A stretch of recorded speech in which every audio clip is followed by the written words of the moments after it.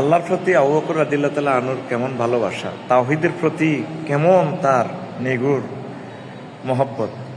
বদর যুদ্ধের পর তার ছেলে আব্দুর রহমান ইবনে আবু বকর ওনার সাথে দেখা, তো গল্প চলে। আব্দুর রহমানে বলল, আব্বা লাকাদ রাআইতুকা ইয়াওমা বাদরিন ফামিলতু আনকা ফালাম আক্তুলকা। আব্বা, আমি আপনারে বদর যুদ্ধে পাইছিলাম কিন্তু তরবারির সামনাসামনি, তবে দেখি আমি অন্যদিকে মুখ ঘুরে নিছি, তরবারি ঘুরে নিছি, নয় আপনারে কোবাই সাইজ করে গেলাম। এই কথা শুনিয়া আবু বকর কালা আবু বকরিন, আবু বকর রাদিয়াল্লাহু তাআলা আনহু বলেন, লাকিন্নী লাউ রাআইতুকা লাম আমিল আনকা। তবে তোরে যদি আমি পাইতাম রে বাজি বদরের মোকাবেলার দিন, সত্য মিথ্যা পার্থক্য করে তোর কল্লা আগে আমি কাটতাম। দেখেন আল্লাহর প্রতি, তাওহীদের প্রতি কি ভালোবাসা। সিয়ার আলামিন নুবালা, ইমাম আয-যাহাবী, তারপর আল ইসতিয়াব ফি মারিফাতিল আসহাব, ইবনে আব্দুল বার, আল বেদায়া ওয়ান নেহায়া, হাফিজ ইবনে কাসিরের এই হাদিসটা দেখছেন। কালকের হাদিসে 1100 গালিগাল্লাজ 3 জনে শুধু ভালো বলছে, যেখানে রাসূল সাল্লাল্লাহু আলাইহি সাল্লামের কাউলি হাদিস, হুজুর ডিসিশন দিয়ে গেছে পিতামাতার ব্যাপারে, আপনি এই কিতাব হে কিতাব খোলার সময়টা কই পান। তো যারা গালি দিছেন এরা আসলে নবীর প্রেমিক, এটা আমি বুঝে নিছি, আমি রাগ হই নাই। আর 3 জন পাইছি আল্লাহর প্রেমিক। এই জন্য আল্লাহ কত মহব্বতে কয়, ওমা কাদারুল্লাহ হাক্কা কাদরিহি। তারা আমি আল্লাহর ইজ্জতটা চিনল না। আল্লাহ কাকে ইমান নসিব করাবেন, কাকে ইমান দিবেন মহব্বত করে, এটা শুধু ওনার ডিসিশন। নবীর আব্বা হোক, নবীর ফোলা হোক, ইব্রাহিম খলিলুল্লাহ মুসলিম মিল্লার ফিতা, ওনার আব্বা তো শেষ। এই যে এটা কেন বললাম, এখানে হলো কালবি আমল, এখানে আমল করার তো কিছু নেই। ইন্না সামা ওয়াল বাসারা ওয়াল ফুয়াদা কুল্লুন উলাইকা কানা আনহু মাসউলা, সূরাতুল ইসরা 36 নম্বর আয়াত। নিশ্চয় মানুষের কর্ণ, চক্ষু, অন্তঃকরণ এগুলোর ব্যাপারে প্রশ্ন করা হবে। আপনি কালবে সালিম লইয়ে কবরে আসবেন, আল্লাহর সাথে দেখা করবেন। আল্লাহ কোনো আমল তো ছিল না, অন্তরটা নিরেট তাওহীদবাদী ছিল, আমার অন্তরে তোমার প্রতি ভালোবাসা ছিল। নবী যেটা বলছে সেটাই মানায় হচ্ছে নবীর মহব্বত।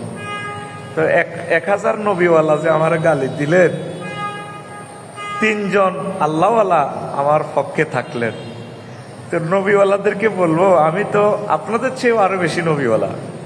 আমি তো রাসূল সাল্লাল্লাহু আলাইহি সাল্লামের হাদিসটাকে এস্টাবলিশ করতে চেয়েছিলাম। আপনি ইমাম সুয়ুতি, ইমাম ইবনে তাইমিয়া, আর ভাই যেখানে সহিহ হাদিস, এ কোরআনে কারিমের পরে তো আমাদের সিয়াহ সিত্তার এই 6টা হাদিস গ্রন্থ, এই ইমামগণ দুশ্মনদের থেকে রিসার্চ করে করে এই ইমাম বুখারী সহ তারা প্রত্যেকে একে অপরের ছাত্র শিক্ষক, বিশ্ববাসীর জন্য 6টা হাদিস গ্রন্থ দিয়ে গেছেন। এটা কিয়ামত পর্যন্ত এই হাদিসগুলো থাকবে।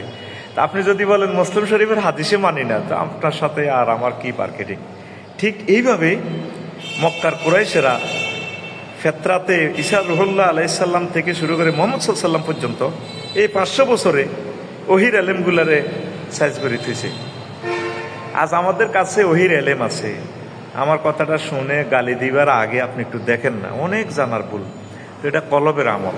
আপনি যদি সুন্দর একটা আকীদা নিয়ে, সুন্দর একটা বিশ্বাস নিয়ে, আল্লাহর প্রতি ভালো একটা ধারণা নিয়ে মরতে পারেন, কম আমলেই আপনি গোল্ডেন এ প্লাস পেয়ে যাবেন, জান্নাত পেয়ে যাবেন। আপনি কিন্তু অনিচ্ছা সত্ত্বে এই যে অন্য বিশ্বাস রাখি মরতেছেন। অনেকে কয় নবীর আব্বা আম্মা যদি জাহান্নামে যায় তো জান্নাতে যাইব কে? বাইরে আল্লাহ তো MCQ পদ্ধতিতে ট্রাইব্যুনালে বিচার করব। লাউবালি আল্লাহ বলেন হাদিসে কুদসিতে, আমার একজন আল্লাহওয়ালা লোকের যদি কেউ মেরে ফেলে, সারা পৃথিবীর সব মানুষকে মেরে ফেলতে আমি আল্লাহ লাউবালি, ওনার বিচার করব কে? ওনার কে নিবে ওনার হিসাব?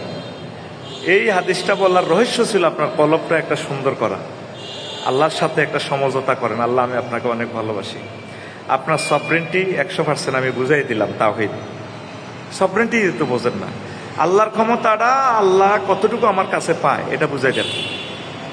এরপরে স্টেপে ভালোবাসবেন, সর্বোচ্চ ভালোবাসা দিবেন রাসূল সাল্লাল্লাহু আলাইহি সাল্লামকে। ওনার ভালোবাসাটা কি? উনি যেভাবে বলেছেন তা আমান্না ওয়া সাল্লামা, ওয়াসাল্লাম না ওই হাক্কিমুকা তাসলিমা।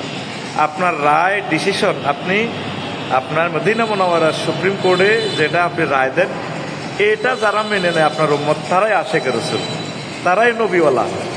আল্লাহ যাতে আমাকে নবীওয়ালা হিসেবে কবুল করেন, আল্লাহওয়ালা হিসেবে কবুল করেন।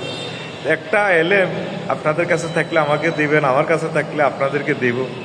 আমাদের এই একটা আবেগ, না শুনিয়ে গালিগালাজ করি, না শুনিয়ে কমেন্টস করি।